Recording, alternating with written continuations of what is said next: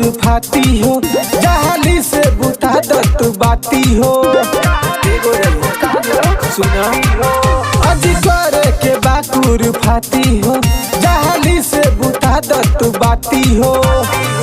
घर नाही मन तोहर बाड़ छलो ले, पता में 4 बेर पलंग हमार डोले। दर्द दे बका हो मरद दर्द दे बका हो, बाहर आउ जाइल तू हरद दे बका हो।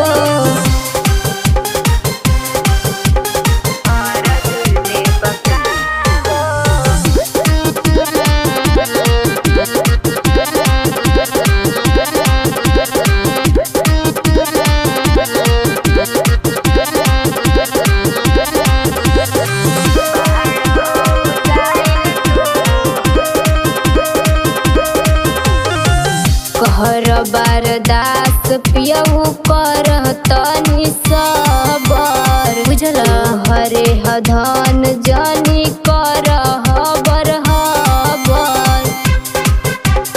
ऐसे काहे कहताड़ू हो, माने नाही मन गोरिया रहे बेकलाई।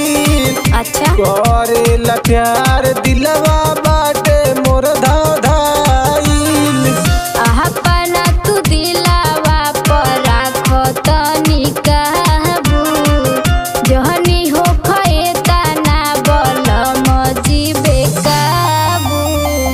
दर्द दे बका हो मरद दर्द दे बका हो, बाहर जाइल तू हरद दे बका हो।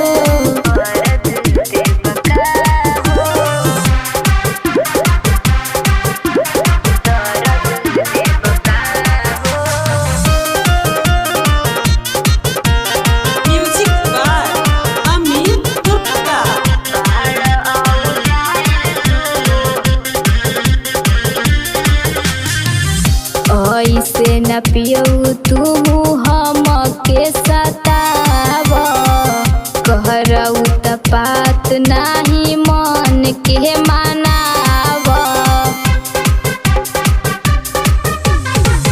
करना डरामा गोरिया भीरी हमरा आव, आई के तू प्रेम के जियरा जुड़ाव। महान तुर देश तनी हमरो कहनावा, कहाँ चिरे उमरिया में ले बका जानवा।